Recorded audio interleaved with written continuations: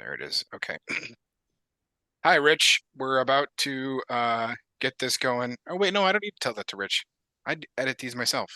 Hey, Paul, edit this part out. Idiot. Okay. Um, all right. Going live in three, two, one. Hey, everybody, welcome back to Switched On with Paul Moderman and James Wood, coming at you fast and furious today with one of our patented, trademarked quick flip sessions. We're just me and James, just shooting the breeze, hollering at you, giving you like fresh thoughts right off the dome. James, how you doing today?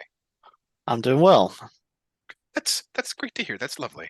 Um, with with we on the show we've kind of adopted a format, um, uh, slightly format where we kind of go through our process. We do our guests and stuff, and then we kind of at the end, we ask people kind of two of the same questions every time. And we thought it would be great if we turn that lens onto ourselves this time. So we'll ask each other, we'll get that information flow from each other for those same future thinking, uh, you know, not quite so tightly tuned to whatever questions. So the first question right off the bat for you, James, is what do people not know about what you do? And the twist for us is that you need to explain this like you're explaining it to your grandma. So I'll be your grandma, and you tell me what people don't understand about what you do.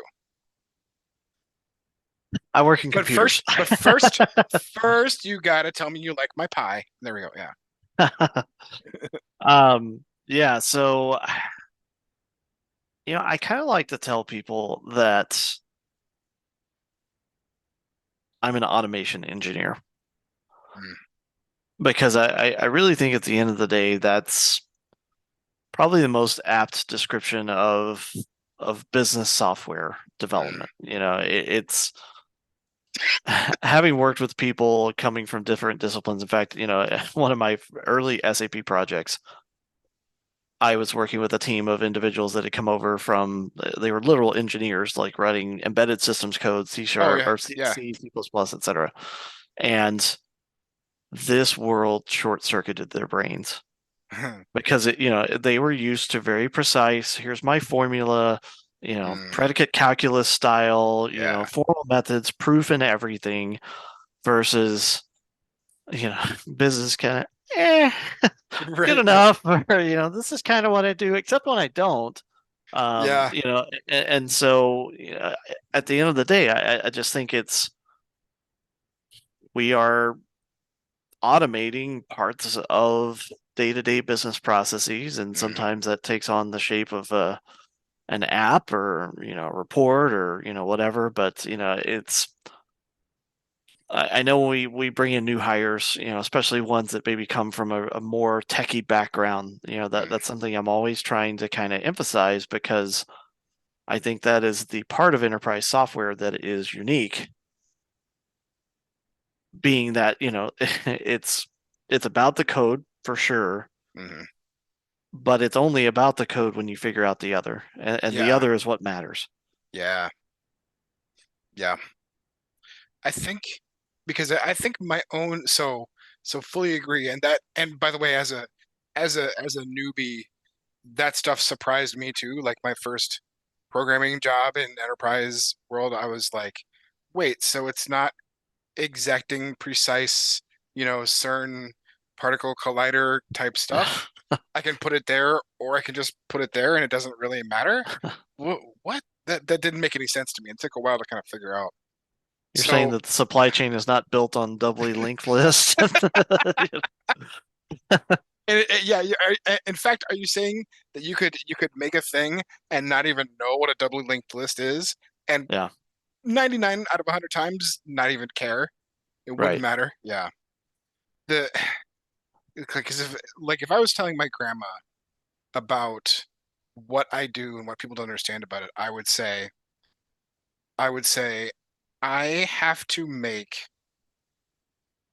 messy human thoughts run in an environment that doesn't tolerate mess, right? Code doesn't tolerate a mess. Code, Yeah. eventually you have to write code that that makes a decision. Even if a human is unwilling to make a decision, the code has Yeah. to make a decision. So grandma, I have to wrangle people into saying something is okay, and then I have to make a computer do the thing that we all agreed it should do. And then I have to go get in a fight with them when they don't agree that the computer is doing what it should do, right? Yeah. Because like because it's like you said, the code, like writing code is it's sort of the easiest part of the equation, right? Yeah. Because by the time you write code, you're saying I have understood the problem well enough to try to make a compiler squeeze it through. Yeah. Whereas getting to that place where you understand what you're doing is like that's the journey, that's the mess, you know? And Right. even I think back to all the times when I was so excited. I was the first person on my team way back when. This will date me for sure. Oof, God. I was the first person on my team back in a reporting line, a team to use jQuery in the web apps I was writing, Yep. and I was so excited. I was pumped. I built little prototypes of making the UI a little more reactive to things, like a little bit easier through jQuery and all that kind of stuff. And like I completely lost sight of that wasn't the hard part, right? I had like the model that I had to make for this application to work, like deserved way more of my thought and time than did like pressing a button and having a thing slide out with a smooth animation, right? Yeah. And all that kind of stuff. That was a complete fail on my part. And so grandma, my what people don't understand about what I do is that I spend way more time talking to people than I do computers, Yeah. even though my job is to make computers do the thing. That's an Yeah. interesting analogy because I've been very fortunate to work with a lot of really good business analysts in my day, and I think one thing that's always really interesting when you have that kind of collaboration going on and synergy is how much those two roles can challenge one another. Yeah. You know, on one hand, I think this business analyst has been doing it for 20 years. They know it inside and out. They lay down the process, and it may take my techie brain a while to wrap my head around, what it Yeah. is that we're talking about. But then when we get to that place where it's translated into code, I've oftentimes encountered scenarios where I start to make their brain hurt. Because Yeah. it's like, Yeah. okay, what happens in this? I never thought of that before. Certain assumptions, certain, Yeah. flows, things like that. It's an interesting give and take, and I think when it's done well, you can arrive at a place where processes do actually mature, and the whole best run That's SAP thing. I mean, that's so crazy true. One time I was doing a project where it was me and this other guy, and we were doing freight cost allocation. Patrick, if you ever listen to this, hi. Freight cost allocation, and we spent like 2 or 3 weeks in like a little whiteboard room at the office, drawing things on the board, and I learned a ton, and it was like I didn't and I wrote the code after we spent that time in that room, right? But Yeah. one of the things that I would say and that he learned to predict from me was I can't write code for that, right? Like he would be describing a thing and drawing things a little bit, and it was amazing, and I understood different ways of doing that cost allocation. Right. But then he'd be like, and yeah, and when we do this enhancement, we got to do this and this, and I'd be like, I can't make code do that. We have to think about this differently. And so Hmm. eventually he'd be like, yeah, you can't make the code do that. I know, no. And it was like that collaboration, like you said, Yeah. came together into a new thing, and man, it was magic. It was magic. Yeah. So Yeah. It's those are the magical moments for sure. yeah, like that makes it all. I mean, I would gladly sit through weeks and weeks of not writing any code to get that magic again, where like when you're done, then the code just goes and it's Yeah. like boom. Oh, it's the best. Okay, so the second question, the second thing that we always ask people that we're going to sort of whack each other with now is James, what makes you excited for the future? Code, not code, software, not software, just anything. What makes you excited for the future? Uh, if I can ring two bells at once, Ding. it's cloud and low code because I think collectively that those tools have enabled, well, I'll put it this way. I think they're a great equalizer. Mm, I've talked to, it's kind of like, anytime you're working in and around computers, your cousin calls you up and says, "Hey, can you fix my computer?" Also have conversations around, "Hey, I have this small business, this mid-sized business, whatever, like I need software to do this or that." And I distinctly remember having a conversation with one of my neighbors, I don't know, 10, 12 years ago. And, they were a small business at the time, but they're growing like crazy. mhm, And they're asking for advice on ERP selection. And the reality was that there wasn't a great fit.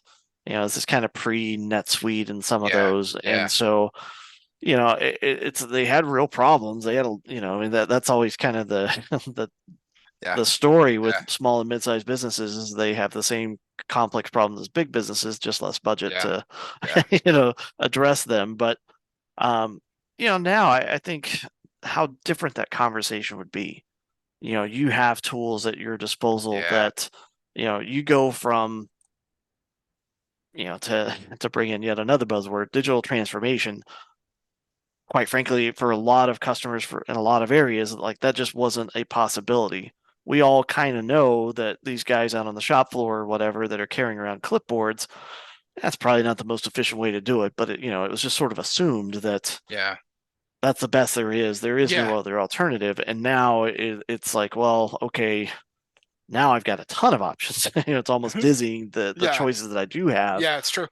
But I think that to me, that part of it is very, very exciting because we're no longer constrained.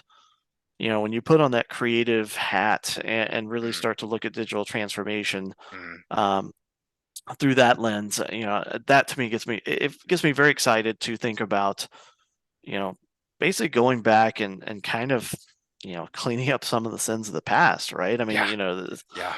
that there were a lot of things that we all kind of went in eyes wide open, knowing this is probably not the best way to do this, but you know, it is what it is. But Yeah. Yeah. so, yeah, Yeah. I like that, cleaning up the sins of the past. Like that's an interesting take on the future question, right? In terms of like going forward, we can clean up what we messed up in the past also, right? yeah, That like temporal loop kind of thing going on there where if you didn't break it in the past, you can't fix it in the future kind of thing, right? Yeah. yeah. It's just that entry bar. I mean, was that movie The Social Network where Yeah. Mark Zuckerberg is wringing hands over, are we going to be able to afford $300 in server costs? Like that. Hmm. That problem just doesn't exist anymore. Yeah. That Yeah. kid in his dorm room somewhere, with linear or scalable pricing and all these Yeah. kinds of things. It's like, well, okay, Yeah. there are no barriers anymore. No barriers. Oh my gosh. So, now I point the gun at my face here. What makes me excited for the future? So, because I've been kind of noodling on this because we came up with this topic like 5 minutes before we started this episode. So I've been kind of have on like a low priority thread going in my head of what's the answer to this question, So right? what you're saying is you cheated. I super cheated, dude. Also, I cheated because I asked you these things first, right? And I gave you the chance to like keep my thread going. So, what makes me excited for the future?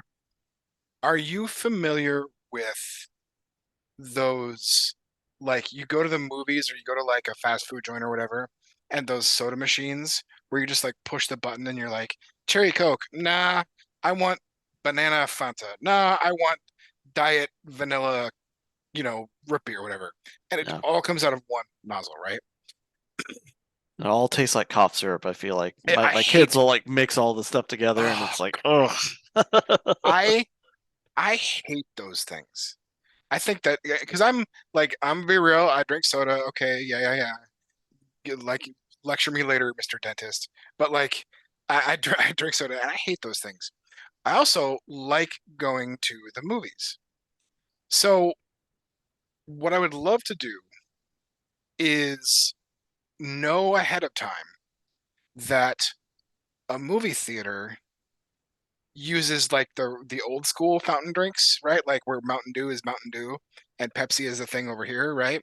Or whatever the case may be. I and like right now, there's no way to do that. I would love to just say to Siri or to my phone, "Hey, I want to go to a movie tomorrow, but I don't want those stupid mega fountain drink things. I want a real thing. Book me the latest Star Wars at the nearest theater that has those things." And and and the machinery of deep learning, of natural language and all that kind of stuff literally invents an app that goes and does all of those things at once.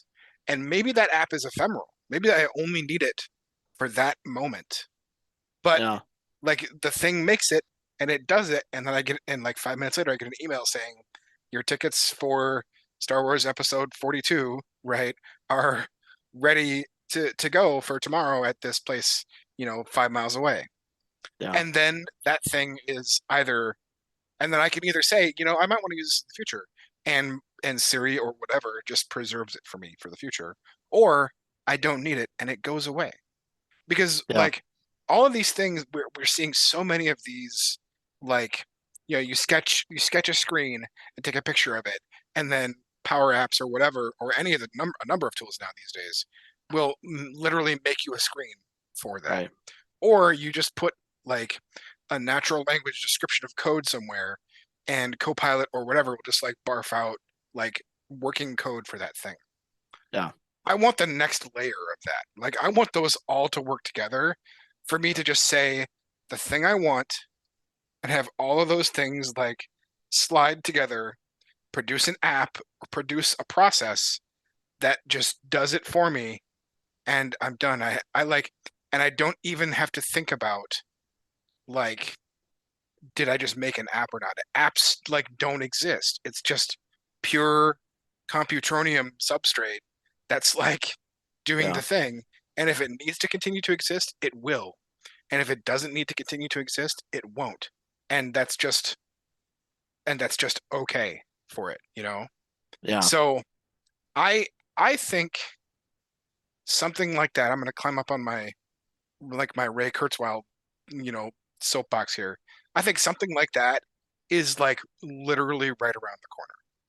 Yeah. I think things like that are so much closer than people realize. And I'm not saying that's the same thing as like artificial general intelligence, but what I am saying is that the things that we have these days that produce like surprising, startlingly good facsimiles of whatever are all going to get swirled together and make those capabilities like in the blink of an eye, like human lifetime speaking, right? I think that's a So fascinating thing about convergence because, a lot of times when people think about AI, the holy grail is that humanoid yeah, robot brain, where yeah, it's we just have this vision of what intelligence looks like, and it's the collective intelligence that I think along the way, like we've seen value in it, but it was hard to like squint and look into the future and say, what happens if we have, you know, computer vision that is, yeah, some percentage of, 95, 97% accurate.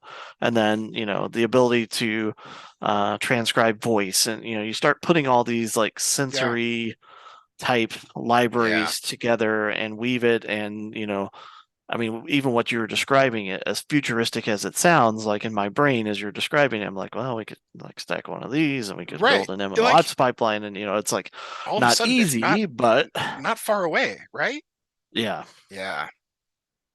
And So that's the, yeah, yeah, that's what gets me excited. This also gets me excited about like my job not being the same. You know what I mean? Like, yeah, and I don't mean to knock um any other profession, right? But being in software is basically a way to guarantee that your job will not be the same in X years for like your whole career. yeah, You know, that you will always have something you could learn to make yourself immediately not just better. I don't mean better as a human, but I mean just like more like it's the ultimate tool making and tools that make tools and tools that make tools that make tools process in the world. yeah, And there's just no end to what because I'm gonna get stuck here. But like when Steve Jobs said that computers ought to be bicycles for the mind, what I think is that the way I interpret some of that is to say that like as infinite as your creativity can be, so can computing play along with you eventually in that creativity. yeah, And so like the more we get computers to participate but also get out of the way in a sense, right? In other words, make computers our collaborators rather than our like, you know, servants are dumb servants, you know what I mean? Like the more the future just opens up to anything you can dream, you can make. yeah. Yeah. Okay. Oof. I'm gonna like weep for the beauty of the future. Okay, so uh that was the switched on a quick flip pointing the weapon back at ourselves version of the podcast. We'll get that out there pretty soon. Um thanks Not everyone gonna for lie, the listening. business end of that shotgun is a little daunting when it's pointed Yeah, at. I totally see why our guests are like, oh God, wow, weird question, man. Okay. Yeah. It's it's tough. Um so we will get this out there soon. Um James, thank you for coming on and doing the weird questions. And thank you to our listeners and viewers for stopping by and watching. Bye everyone.